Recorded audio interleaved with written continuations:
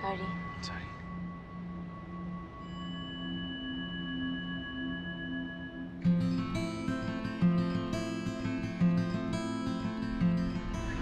Gusto ko sana ma-set up yung flower shop by November para perfect ang lahat.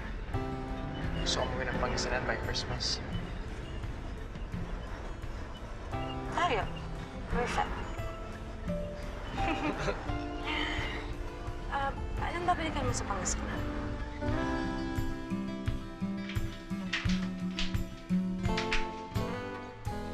Ay. Alam mo, dapat matuto ka nito eh. Magandang racket to. Saka pag may sakit ako, kang pwede pumalit sa akin. Maliban sa sakit mo ngayon?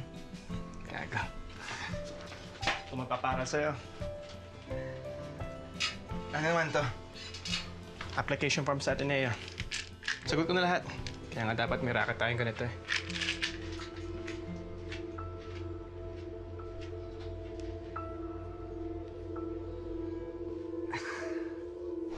Kung bahala sa'yo. Pabalik ako ng Pasko.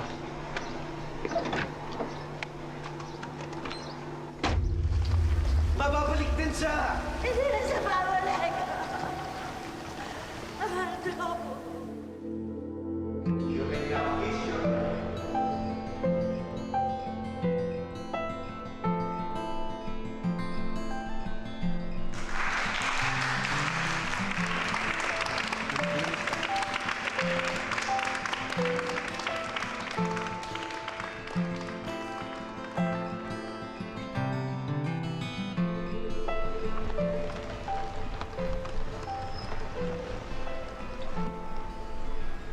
Babe, ayoko ng church wedding, ah.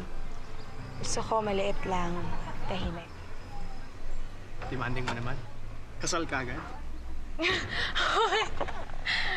Samahan mo na to. Alam mo si William Mendem? Yung Mexican na poet? I will fall asleep beside you and hope we dream the same dream. I will wrap my arms around you and listen to the silence of two heartbeats. Okay ba? Wow. Hindi bagay sa'yo magtula. Sama mo, no? Let's go.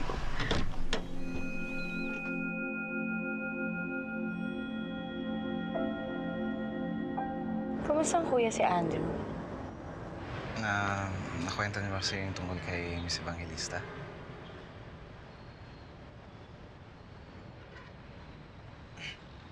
Si Miss Evangelista, physics teacher namin nung fourth year high school. Nung high school. Kasi yun, sobrang ganda. Bata pa. Ayun, crush na crush ni Kuya. Halos mga in love na nga talaga eh. Oh. Pero, ayun. So, nung Valentine's Ball, ginawa nung kuya ko, dumiretso siya kay ma'am. Tapos, sineyaw niya. Sineyaw niya. Siyempre, ingit na ingit yung mga barkada niya, di ba? Tapos, all eyes on them kasi halos lahat ng lalaki sa school nila, crush si ma'am eh. Hanggang sa, ayun, hawak niya yung bewang ni ma'am. Swerte niya.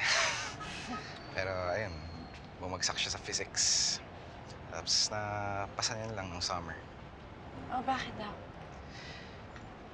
Nung una, akala ko mahina lang talaga si Kuya sa physics pero nag-high school na ako, saka ako na lang nalaman yung totoo. Bakit? Ayun.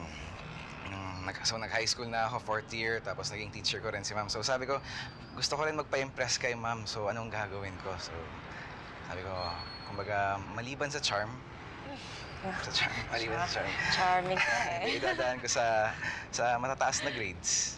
Ah. So yun, nag-aaral na nag-aaral, tapos dumating na rin yung Valentine's Ball.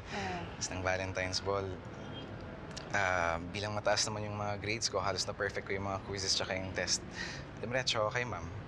Sabi ko, ma'am, maaari ko po ba kayong masayaw?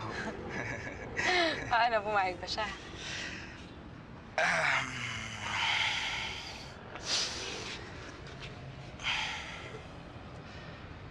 Hindi.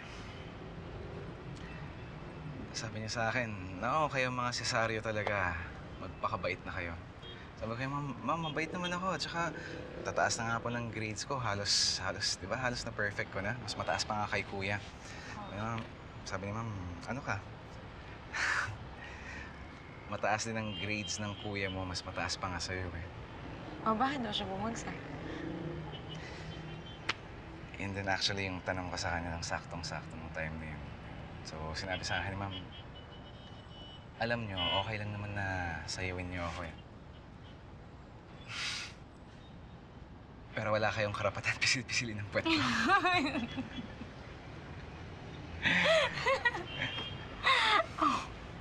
Baka para-paraan. So, bumagsak si kuya na pinisil niya puwet ni ma'am.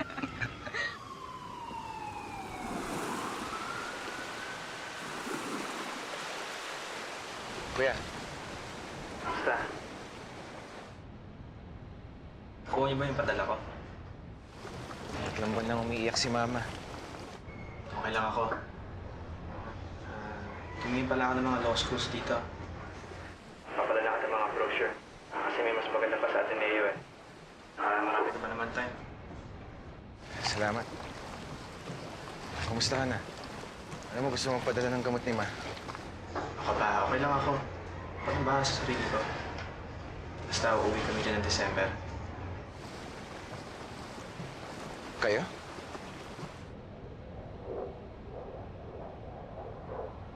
Papakalala ka kay Andrea.